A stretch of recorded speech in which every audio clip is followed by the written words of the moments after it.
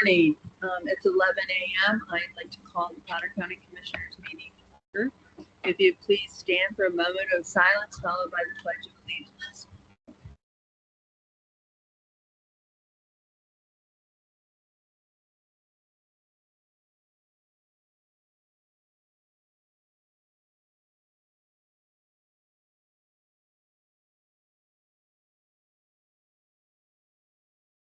I pledge allegiance to the flag of the United States of America and to the republic for which it stands, one nation, under God, indivisible, with liberty and justice for all.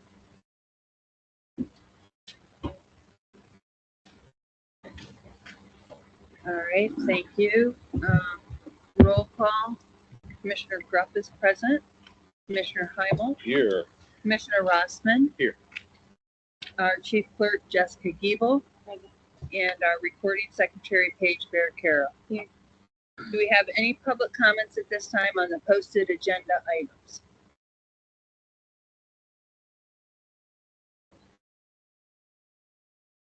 They're not posted until we approve them today. The video is up on YouTube. The video for last meeting, it cut the recording, so it will not be posted. That's not something that we're required to post. Unfortunately, due to the technical error, I wasn't able to get that one posted. I'm now recording it twice, so hopefully that I don't have that technical error again. But yeah, the meeting recordings are just something that we do. It's not something that we're required to do, so hopefully going forward we don't have that error. Yeah, thanks. All right, so minutes from our July 23rd, 2026 meeting. Do we have a motion to approve those? Move to approve. I'll second that. All right, any discussion on that? All in favor? Aye. Aye. We have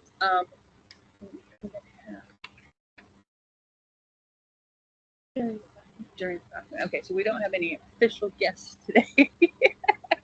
Under our new business, we had a vehicle from probation that has been replaced, so it went up on Municipid for bidding. The top bid came in at $2,050. Do we have a motion to accept that bid? I'll move to approve it. Second. All right, any discussion on that? For those that are not aware, when we have vehicles and stuff like that, we put it on Municipid. It's a site that all the townships and municipalities in Pennsylvania use to put out stuff so that we don't have to put it in the paper in a little thing and try to get local bids. It goes out to everywhere. So, all right, so we have a motion and a second. All in favor? Aye. Aye. Next, we have several quotes for professionals. Oh, sorry, we have a proclamation. Sorry, I skipped that. August is Child Support Awareness Month, and we have our Director of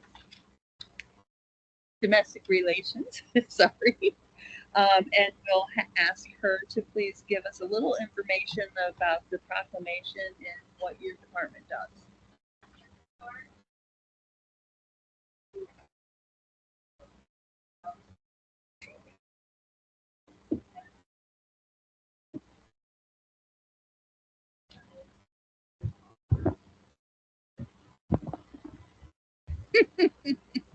For the audience. Gotta get close. Current collection percentages, arrears percentages in collections, and then medical support establishment. All departments across the state of Pennsylvania are required to collect 80% of collections. We are superseding that. The most recent statistic was in June, we were about at 84% of our collection of established support orders. All right, thank you, Kelly. For those who are not aware, this is Kelly Harrison. Sorry, I missed that. And she is our Director of Domestic Relations. So the proclamation that Kelly has brought for us this month is like I said, for Child Support Awareness Month for August 2026. We do this every year. And so it does state that, Potter County is committed to ensuring the safety, health, and welfare of children through its domestic relations section of the Court of Common Pleas, and places great importance on providing emotional care and financial support for children. So do we have a motion to approve the proclamation for Child Support Awareness Month? Motion to approve it. I will second that. Is there any discussion on it? All in favor? Aye. Aye. Kelly, we'll sign that and then we'll get a picture. Okay. Okay, so that you've got it.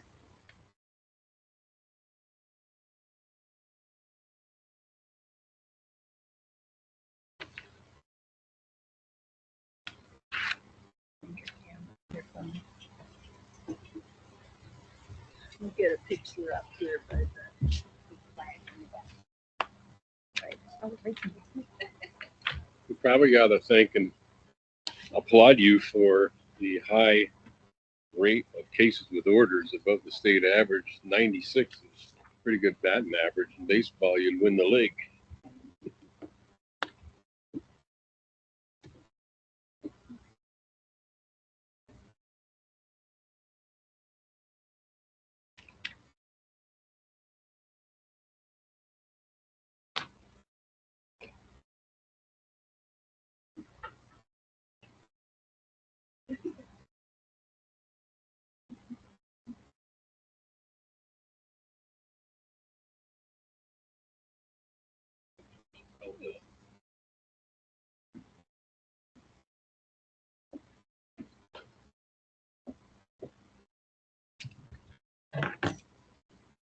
All right. Moving on. We also have the bid to accept for the jail Sallyport roof project. It was the only bid we got. We opened it last time and then had our engineer check it over and make sure it was conforming with everything that we needed. So the bid is from Signet Construction and it's in the amount of $58,000. Do we have a motion to approve that bid? Move to approve it. I'll second. Any discussion? All in favor? Aye. Aye. Then under our contracts and agreements, we have several contract quotes from CJ Wallace Engineering LLC for some projects that they're going to be doing the engineering studies for us. The first one is for the Gunsberger building roof in the amount of $23,000. Do we have a motion to approve that? Move for approval. Any discussion? All in favor? Aye. Aye. Next, we have a quote for, again, professional engineering services for the jail rubber roof replacement in the amount of $17,000. Do we have a motion to approve? So move. Second. All in favor? Aye. Aye. Next, we have the third quote for professional engineering services for the courthouse accessible entrance in the amount of $30,000. Do we have a motion to? I'll make the motion to approve that one. Second that. All in favor? Aye. Aye. I'll just point out on these, I believe I'm correct. Number one, Joe Kurtz, our very able maintenance director, took a good look at them. Of course, he recommends approval or rejection based on his expertise, and he's all passed muster with Joe. Secondly, I believe these are financed by the bond issue that we spent a considerable amount of time doing all the legwork for it, and ultimately taking out the bond issue so that big time projects like this and many others to come will have a source of financing, and then that gets amortized over the next 2 decades plus by the taxpayers of tomorrow rather than the taxpayers of today getting hit with all these expenses. So this is just an example how that bond issue is going to keep our finances stable and kind of in our best long-term interest. I'd like to add that because these are all projects on public buildings, by code, we are required to have engineering studies done on each one of these projects. All right. We already voted, right? Okay, thank you. We also have a quote from Data Branch for our annual Huntress license and licensing and the Microsoft 365 licensing at a total of $58,486. Do we have a motion to approve that? Move to approve. I'll second that. Any discussion? Well, I'll point out that this is the software that saves our butt because we are targeted all the time by evildoers who want to access our equipment and hack us. So Yeah. this is one of the layers of protection that we have. And also the Microsoft, every one of our employees has to use Microsoft to do their jobs, whether in whatever capacity it might be. We have to pay, $400 per every license. So it's the cost of doing business. Is that right, Dan? Is it 400? Yeah. Dan's our IT director. I'm just curious. All right, all in favor? Aye. Aye. Next, we have our Act 152 Demolition Fund, a reimbursement agreement. Austin Volunteer Fire Department has requested use of our demolition fund. We started that 7 years ago, to help combat blight in Potter County. So they have purchased a building that needs to be torn down. Our fund is used for reimbursement of the tipping fees to take all of that, whatever demolition product, to the weigh station. And so this helps our municipalities be able to do that. I believe that there's a cap of what, 10,000? There's a cap of 10,000 per Correct. use. I should add, this is the Emporium Specialties building. They've been working for about 5 years to be able to acquire that property. They got an environmental review and came back with no issues of any concern.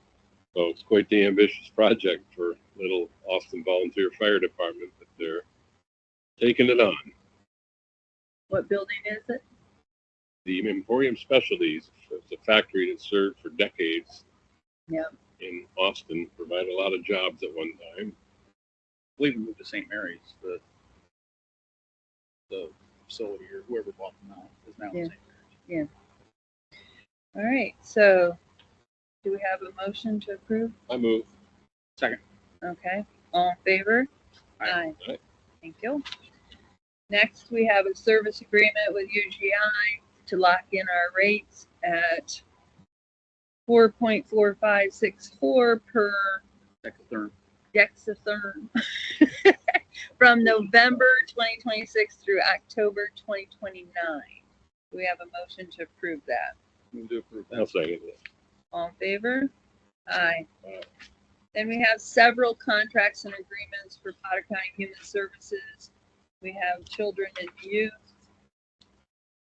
Looks like all of them are, those ones are all children and youth. Diversified treatment centers.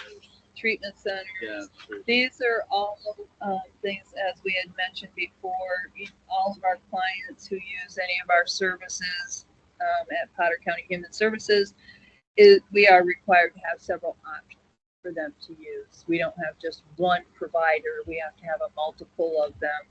And so these contracts give our clients that choice. Do we have a motion to approve the Potter County Human Service contracts as a whole? So moved. I'll second that. All in favor? Aye. Aye. Aye. All right, thank you very much. Next, under personnel. It's, 4 pages now. Yeah. Sure. Yes, That's for all the county. that's for our county buildings as a whole. Yeah.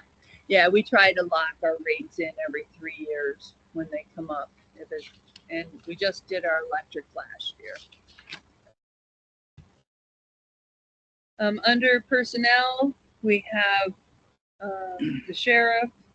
Warden Hurler is requesting to hire Philip Seeley as full-time deputy warden effective August 10th, 2026. Do we have a motion to approve that? Move to approve. I'll second it. All in favor? Aye. Aye. Then we have a separation of employment. John Pekarsky, who's worked over at the courthouse as a part-time security guard, has decided to separate his employment with us. It was effective August 3rd, 2026. Do we have a motion to approve? Move to approve. I'll second that. All in favor?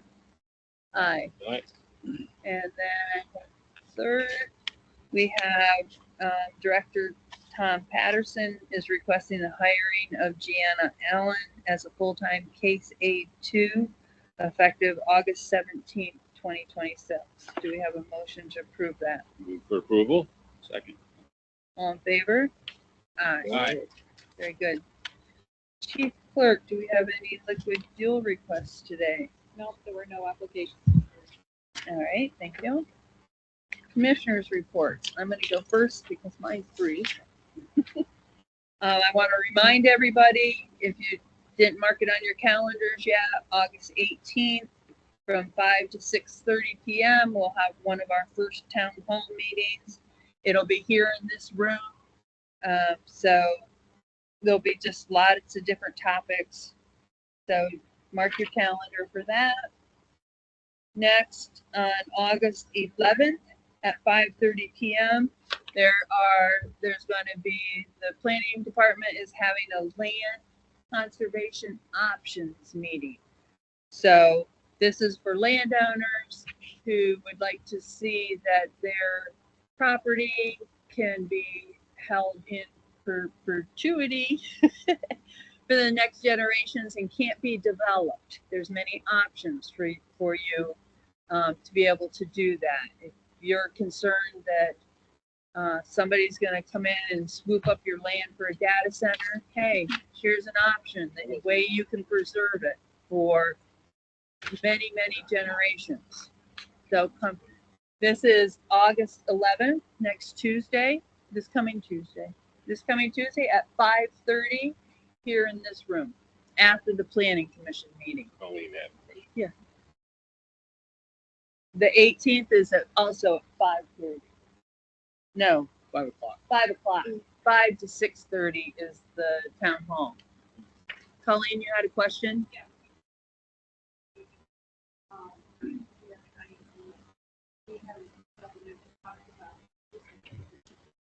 Yep.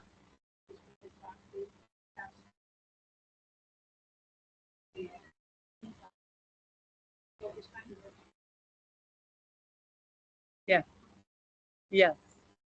Yes. Yeah. Who actually had this go into play? Yeah. They're in the farmland preservation program. Yep. That starts at the conservation district. Yeah. This one is the speakers are going to talk about the farmland preservation, conservation easements, and landowner resources and assistance. So it'll be very interesting. I don't. This is only one I have. Yep. It'll be right up here, John. It's also on our calendar on the website. Yep. I know, just want to throw it out there. The other thing I want to mention Forward is warning. the Potter County Planning Commission is on August 11th at 4 p.m. prior to the land conservation meeting. That's at 4 p.m. Their agenda, is it up yet? Not yet, but there'll be lots of stuff they'll be talking about. So if you're interested, 4 p.m. on August 11th, again, here in this room, they'll have their normal stuff, and they'll be given a couple updates on some of the Saldo stuff. So there's those things.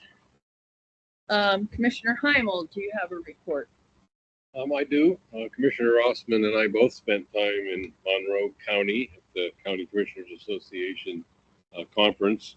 I was on a couple of panels there. He was on more things than that, and we're both going to give some highlights. They're all really important, but this one is really a bell that I think is starting to sound around here, almost an alarm bell. So I make sure I got all the words right. I wrote it out. I'm going to be brief, and I'll be happy to discuss specifics with anyone that wants to afterwards. I have a lot of notes. Bottom line here is that we're seeing access to health care slip away in many rural areas, Potter County included. We really need to step up and try to turn things around. I'm going to share details on 2 meetings I attended. First was an organizational meeting of a new healthcare ad hoc committee that the CCAP State Association has put together. I am serving as a co-chair with a councilwoman from Northampton County, so it's sort of a big and a small county. And we have a panel of folks on there that have so much expertise that it's very humbling. We made a lot of progress in about 1 hour, and it's already apparent the group is not exactly going to start researching, discussing, and then sticking it on a shelf and saying, "Oh, we did our job. We came up with a plan." We're going to talk about things that are achievable, and we want to produce. So the blueprint breaks down into 3 levels, and they all rhyme. Easy to remember. We're going to educate, which involves research into the best practices in healthcare, more background information. We're going to need that before we really can move forward. We need to know what is possible for counties to do about declining healthcare. We're going to advocate, and that means bringing some of the issues and concerns to the attention of decision makers. That's in Harrisburg, that's in Washington, but it also means making county officials aware that there are things they can do to make a difference when it comes to available quality health care. There's a lot they can't do, but there are some things that county officials can do. And that's really the purpose of this, and that's why CCAP agreed to establish this committee, is to try to equip counties. And we're finally going to collaborate. How that takes shape is going to be determined by how effective we are with the first 2, the educating and the advocating. We need to know who has to come to the table when the rubber starts to hit the road. So for an hour, we had a whole lot of opinions, a whole lot of expertise out there, a lot of words were expressed, but it boiled down to 3 processes that are going to follow one right after the other. The other committee meeting was the Human Services Committee. That can't not be stuffed into a little 2-minute time window here. I'm going to reduce it to 1 sentence. As those who are covered by Medicaid, SNAP, and other federal or state assistance programs lose their eligibility, and that's going to really hit home starting at the beginning of 2027, county-operated human service agencies are going to see a lot more people knocking on their doors. I've spent a lot of time over the last several days trying to do some homework on all these issues that have come up so that I can effectively represent Potter County, and in future meetings occasionally I'll try to provide an update here as we move forward on those 3 parallel paths. That's all I have. Thank you. Commissioner Rossman.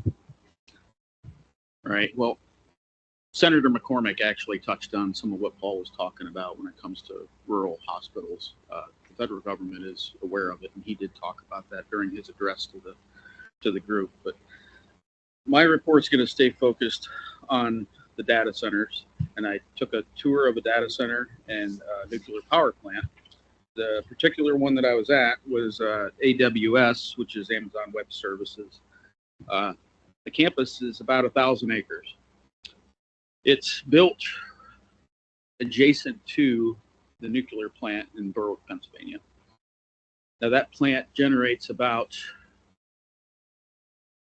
each reactor generates about 1.1 to 1.2 gigawatts per year, if I'm saying that right. So you're looking at a little over, 2 point whatever. That's relevant later on. All right, so it's about 1,000 acres.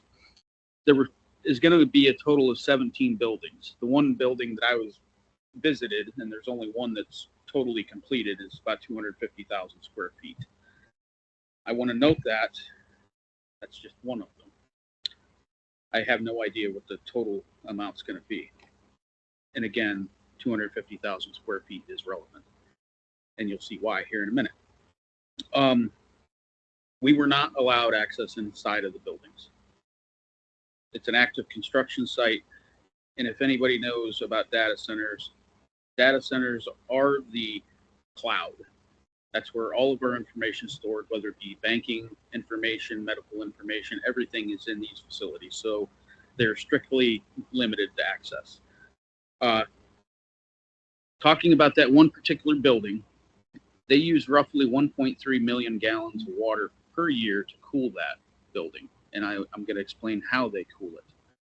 It only operates 96% of the year using air cooling.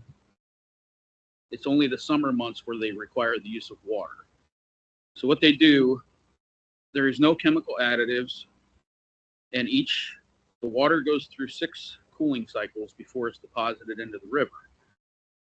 They get their water, it's reclaimed water from the power plant that comes down through a series of pipelines, and it goes through, and fans blow across this water as it's traveling through that, and it does 6 cycles, and then it goes back out. The incoming temperature of that water is the ambient temperature outside. And as I say, it doesn't heat up. That water is not hot.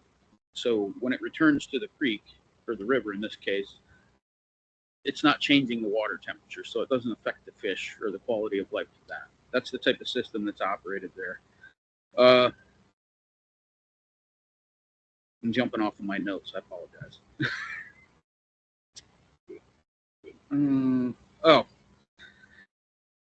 They didn't really talk specifically about water usage or power usage, but doing a little bit of math.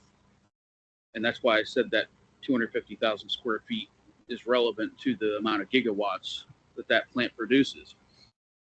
This one facility uses when this whole operation is done, not currently, but when the whole operation is done, it will use 1.2 gigawatts of electricity. So that's more than one reactor can produce at a time. That is concerning, and that's also why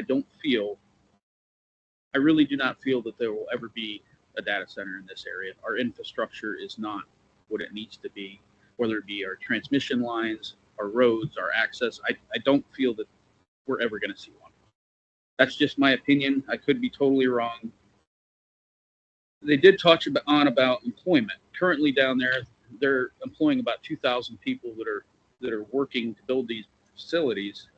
But the end product, they're going to have 500 full-time employees. The average staff per building is 50 people. They include maintenance technicians, HVAC technicians, fiber optic technicians, electrical engineers, and of course security, because security is very tight there. And that's pretty much all I have to report on the data center side of things. But I will say, when I went to the White House, I had a heck of a lot easier time getting into the White House than I did going into that nuclear power plant. I mean, that was crazy stuff. We had to submit our paperwork about 2 weeks in advance so that they could do a check on us. They fingerprinted you when you got in there. You went through numerous scanners for bomb sniffing stuff, technology, and it was just over the top. But it's there for a reason, and that's to protect us. So it's in Berwick, Pennsylvania. Berwick. Yeah. If you ever had Wise potato chips are made there in Berwick, PA. So, I believe that's Susquehanna. Yeah, I believe so. I don't know that to be 100% the case. Like I said, they were very vague in explaining a whole lot. I just know that it was the water that was collected from the power plant and redistributed down there before it went back out into the river. So.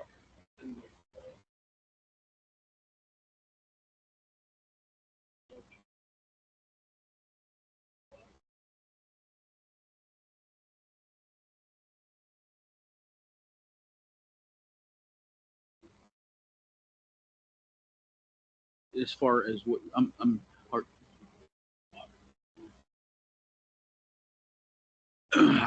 not exactly sure, because the folks at the nuke plant didn't really dig into what was going on at the data center.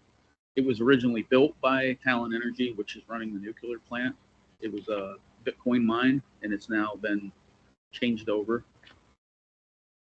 I really am not sure. I just know that they get their water from the nuke plant, and it said that was residual reclaimed water from the nuclear plant. So that's that, just that particular one. That doesn't mean, you know, obviously different areas they'll do different things. But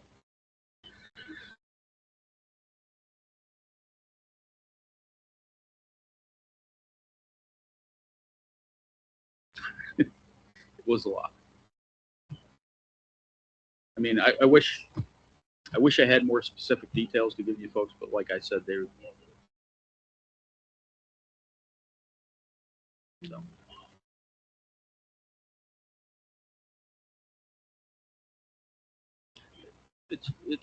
It's tested. It's monitored, yeah. According to them. I mean, I didn't get the I didn't really, honestly, I knew most of this stuff even before I got there. They didn't really tell me anything I didn't know. One thing I didn't know, and it was amazing, and I don't think I mentioned it yet, but standing outside of there, I was surprised. I keep hearing about how loud these things are. It's like the traffic is louder than, yeah, there is no noise coming off that building. It's functioning. It's functioning. And there's 3 backup generators that sit out there, big diesel generators have out here that ours has, and of course, you know, weekly they fire up, you know, they run their cycle and then they shut down, but there was no noise there. So, oh, yeah, I don't. It was probably 30, 40 feet tall, and I'm just guessing. You weren't allowed to take photos. You couldn't bring phones in. It was very secure.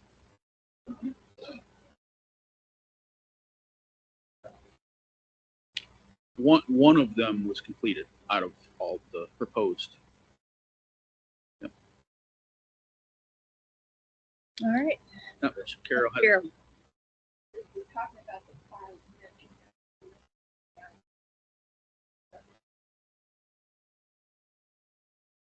1.3 Per year. per year, and they're only using water 4% of the year. So basically, only in the hot months, the summer months, is the only time that they use water, just for cooling. Well, it's cooling. They have a fire suppressant. They also have dry chemical fire suppressant. All right. Thank you. We'll move on to the bills for Potter County. We have the Potter County fiscal summary from July 31st, 2026. I'll make a motion to approve. Second that. All in favor? Aye. Aye.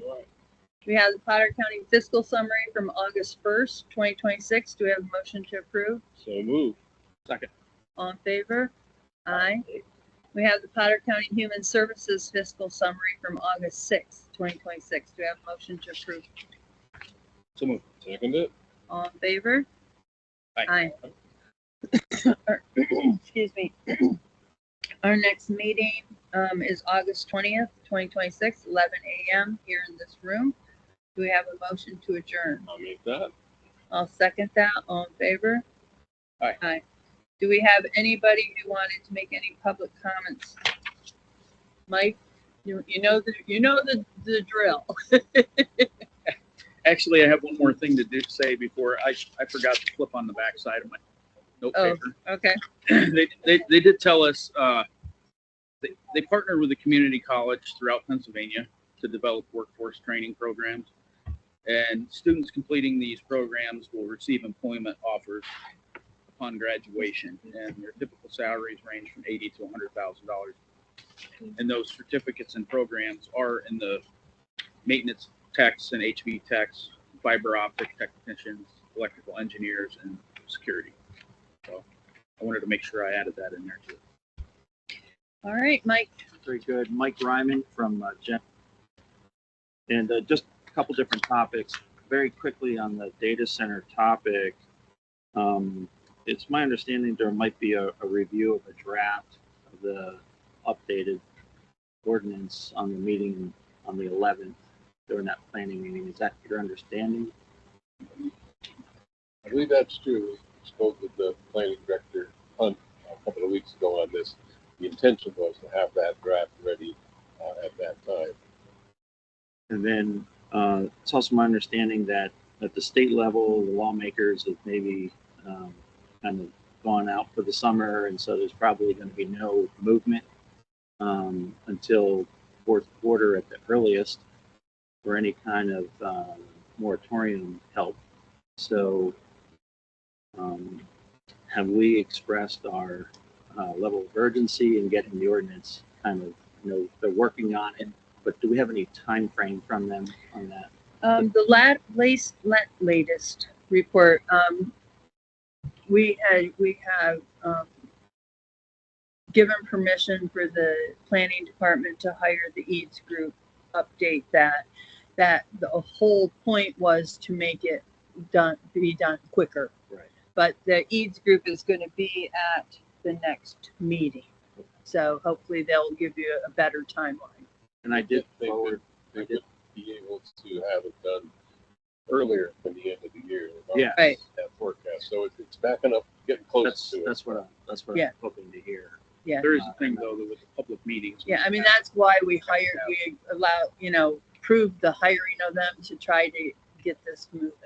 And I wasn't able to attend that subcommittee meeting that they had, but I did follow it up with some feedback, some items to put in there, including the dark sky on its campus, 1,000 acres, 17 buildings. It's not just that those lights are going down, but it's the cumulative effect of the glow of 17 billions concentrated on something like that we need to be pretty concerned about. I wanted to switch gears and just talk about the tax reassessment. I did attend a meeting, an informational meeting, both in Gallatin and here in Coudersport in July. And in those meetings, what I heard was that the method that they're going to use for market analysis, in my opinion, is going to result in an unfair, as it's currently outlined, an unfair distribution of taxes in that reassessment. Unless the county is going to do a reassessment every 7 to 10 years, in my opinion. Okay, so I know it's revenue neutral. The objective that you guys have stated is that it's kind of unfair. I actually agree. The current assessments are unfair. No issues with that. But your objective is to kind of update it to make it more fair. And if we use the current outlined method that they're going to use, which is to look at 2 or 3 years worth of data to drive value, could I have just a few more minutes? Then that 2 or 3 years worth of data is going to capture the absolute spike in acreage land right now. Acreage is kind of, the price of acreage is going through the roof. Commissioner Hall, I think in May 14th, was listening to you answered a question for somebody about why do we do it now, and you said, it's kind of like we're in the position to sort of tackle this when nobody else has done that, and actually agree. Now is the time to tackle it. But you used an example of why maybe during the heyday of Adelphia, why that would have been a bad thing, right? Because it was a spike. Well, we're experiencing the same kind of spike now, okay? So if you're going to do a reassessment every 7 to 10 years, then I can maybe get behind the methodology that they're using. If it's going to be another 30 years or 40 years or 50 years until the next tax reassessment, we have to demand that they alter the data set that they're looking at to eliminate and smooth out the spike in land prices right now. I will say the association just voted this past week that they are going to support and push to have the state mandate county has to be reassessed every 5 to 7 years. And I'm hoping it comes with some money because we can't afford to be reassessing every 5 or 7 years. So,